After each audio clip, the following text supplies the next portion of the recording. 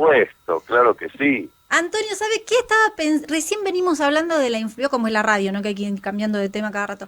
Claro. Veníamos hablando de la inflación y veníamos hablando de esto que yo, la verdad que hace tanto tiempo que escucho siempre lo mismo, que decía, ¿necesitamos un milagro los argentinos para terminar con la inflación?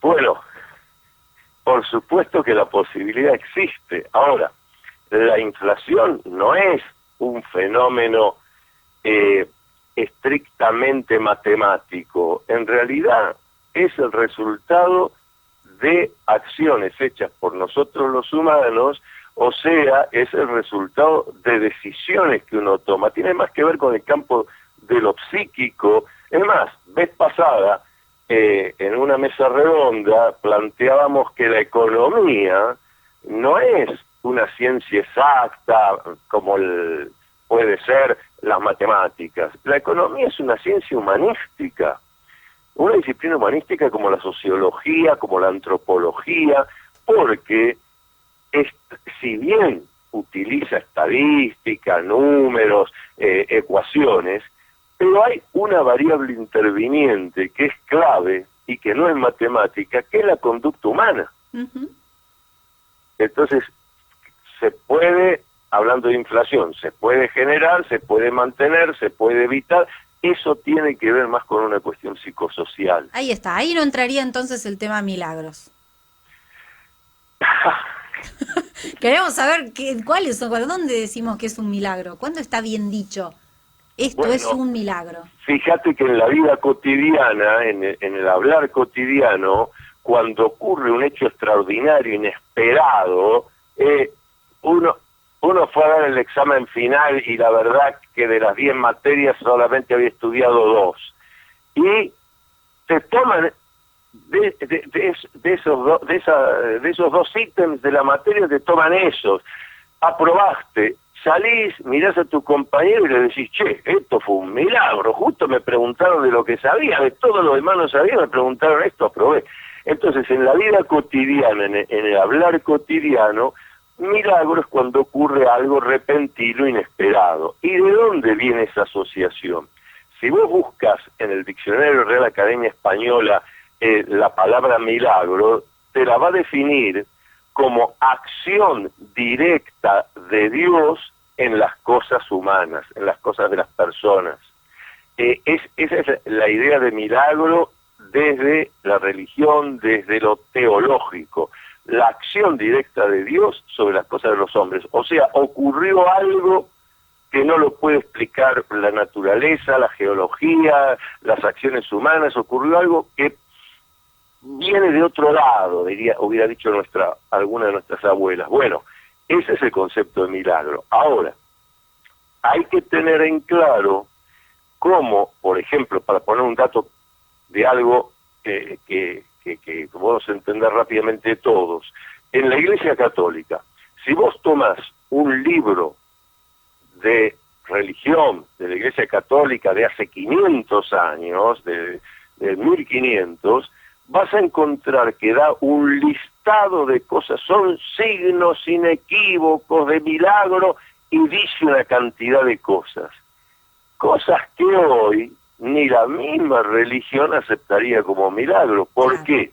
Porque a medida que la ciencia, el conocimiento humano va avanzando, se empieza a encontrar explicación a cosas que antes no la tenían, y por eso se deducía, se suponía que era Dios que estaba interviniendo.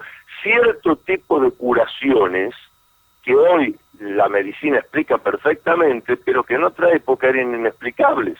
Claro. Entonces, bueno, fue un milagro y estuvimos orando, Dios lo quiso, se curó, pero hoy a esa misma situación la ciencia le da una explicación racional, humana, físico-química.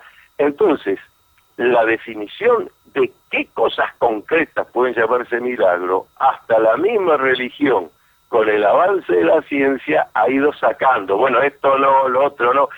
Hoy sería, si vos me preguntaras, María José, bueno, pero a ver, algo que fuera milagroso hoy, danos un ejemplo, y a mí me costaría decirlo.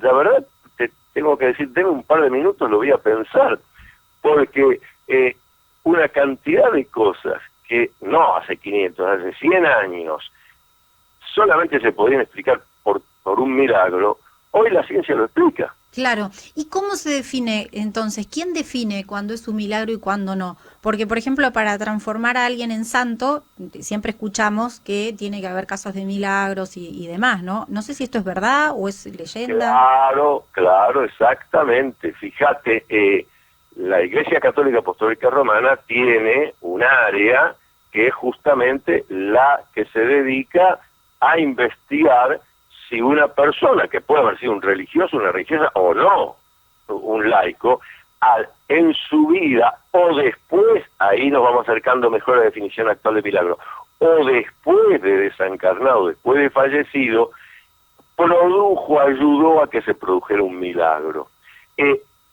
Más concreto todavía, hoy en día, quienes van a Francia, a Lourdes, donde se produjeron hace más de 100 años las apariciones marianas, las apariciones de la Virgen, ahí en Lourdes, la Iglesia Católica tiene ahí una institución que es conformada por médicos, químicos, físicos, biólogos, es decir, gente de ciencia, para a donde vos podés ir y llevar tu presunto milagro.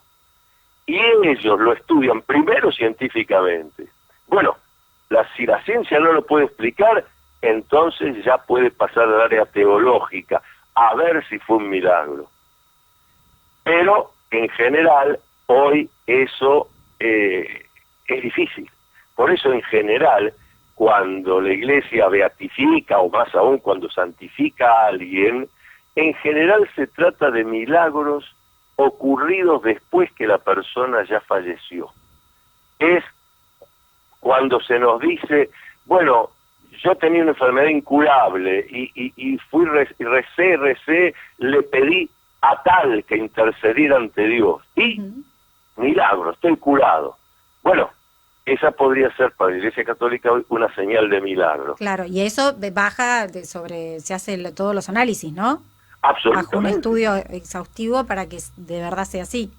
Absolutamente, estudios exhaustivos científicos, claro, donde lo que dice la persona, el hecho milagroso que atribuye, tiene que resistir, no puede explicarse científicamente. Ahí podría ser un milagro y eso ya queda, en el caso de la Iglesia Católica, en manos de los especialistas, de los sacerdotes especialistas que están dedicados a estudiar si hay la posibilidad de que ese hecho haya ocurrido por la acción directa de Dios en las cosas de los hombres. Impresionante. Antonio, Juan Cruz lo saluda. Deportivamente, en todos los deportes, siempre se habla de milagrosa clasificación, milagroso gol, milagroso tiro, milagroso punto, milagrosa salvada, una jugada milagrosa. Bueno, que de Messi hecho, es milagroso. Sí, de hecho al Diego le decimos Dios. Exactamente. ¿Por qué crees que esto se da así? Bueno, la explicación es esta. Frente a cosas que para uno, aún de la vida cotidiana, como todas las que señalaste, porque la práctica del deporte, cuando ocurre algo que para uno era de cumplimiento prácticamente imposible, uno inmediatamente usa ese término, dice, esto fue un milagro, queriendo decir, por ahí la persona ni siquiera está usando la palabra milagro pensando fue la mano de Dios, ya que hablábamos de Maradona recién. Sí. Bueno, no está pensando en que haya intervenido Dios, pero utiliza el término milagro para subrayarle a su interlocutor, al que lo está escuchando, de que lo que ocurrió fue tan extraordinario que lo más probable es que no vuelva a repetirse. Ahí está.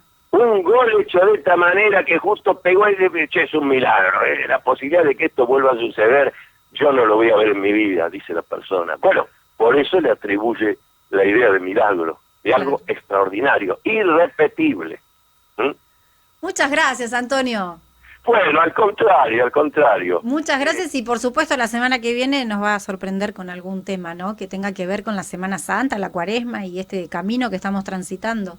Bueno, sí, o algunos otros asuntos que vayan surgiendo, Ahí con está, todo gusto. ahí está. Gracias, Antonio, un abrazo. Luminoso y gran abrazo para todos. Buena semana. Antonio Las Heras, el tema era el milagro. ¿Por qué le decimos milagro? ¿Quiénes son los que definen si es un milagro o no? Y está difícil, ¿no? Él lo dijo, está difícil. Vos me preguntás, decime un milagro ahora y se le complica, porque cada vez la ciencia y demás avanza y puede explicar qué es lo que pasó.